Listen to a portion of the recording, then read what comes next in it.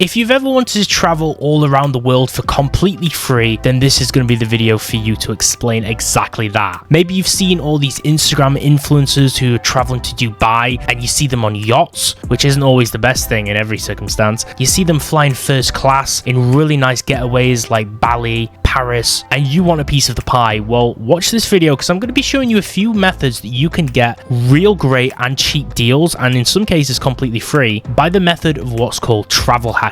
So let's get into it. So to understand travel hacking, first we need to explain the concept of travel hacking and what it actually is. So this is kind of like the process of leveraging points, miles, and rewards to be able to save money on flights, accommodations, and other travel experiences. And it's the process of accruing rewards, and we're going to do this through different credit cards, for an example, and their rewards programs, frequent flyer and hotel programs, and also through smart booking techniques where we can leverage many different options to get some real big savings on traveling, and sometimes completely free holidays or package holidays, which is what most of you people are probably here for. So the first section is going to be about credit card rewards. So there's a few different types here. So we have airline, hotel, and flexible rewards cards, and all of these offer unique incentives. So each have different benefits to each other. So choosing one should really kind of be based on which aligns with your specific travel goals. When it comes to choosing the best card, you need to consider a few different factors. So we have annual fees of the card. So how much is it going to cost to kind of join the card program and then maintain that membership? And what are the sign-up bonuses for you onboarding with the card?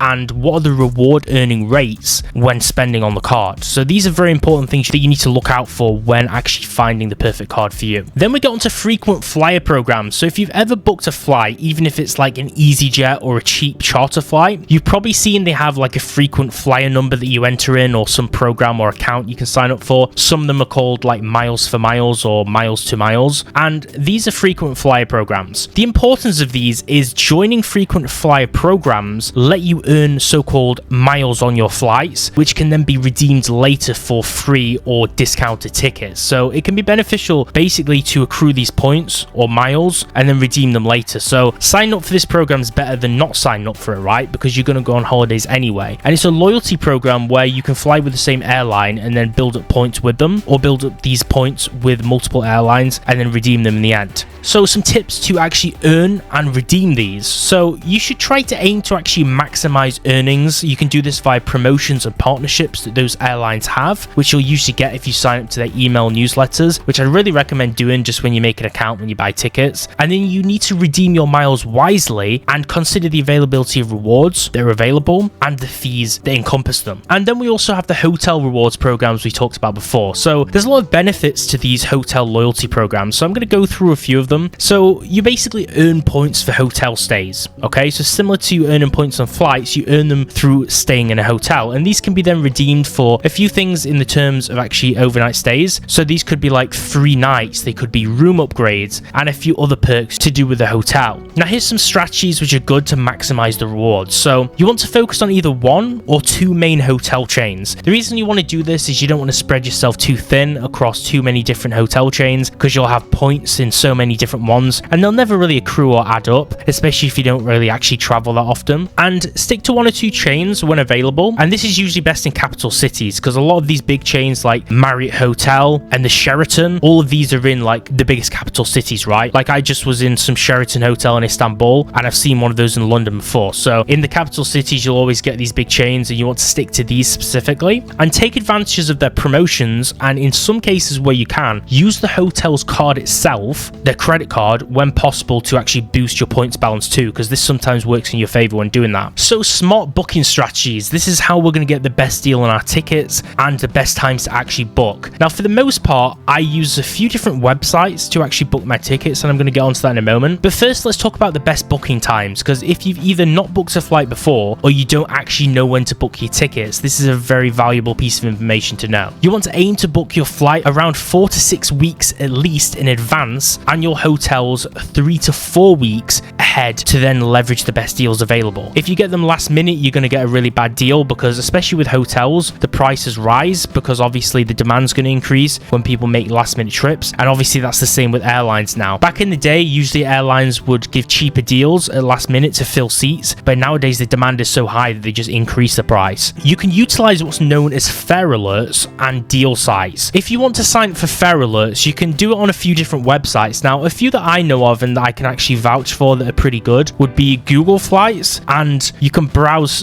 deals on cheap flight sites for discounted tickets too. Now, I personally use skyscanner.com because one of my friends recommended me to this like a while ago. I think it was my best friend actually who told me about their website, so I've just been using it ever since. And I use this to compare all flight prices on certain dates that I want to fly and then create myself a flight plan if I need a connection. So if I'm flying from, like, let's say I was flying from Vienna to Italy and I needed to stop in Salzburg on the way, I'd create a connection through Skyscanner. So I'd have like 2 flights in a row, right? So that's what you can use these flight websites for. Now, this is a lesser known one, and that's error fares and mistake rates. This is kind of you exploiting airlines and hotels for their pricing errors. So it kind of seems a little nefarious and insidious on the surface, but hear me out. So basically, sometimes airlines and hotels, they accidentally actually list their prices lower than they intend to. And if you're very quick on the mark, you can quickly snag up these deals before they realize their mistake. And for the most part, since they have like really good customer service, they're going to let you keep the deal, right? So it allows you to score some truly amazing deals. Now, usually their support will also keep it on that rate, like I said. So that allows you to come away with a bag, basically, like a real good discount. Now, there's actually websites and resources you can use to actually find these as well, which is the wonderful thing. Now, you can monitor sites. There's one called Secret Flying, and there's also one called the Flight Deal. And these can be used to catch these error fares and mistake rates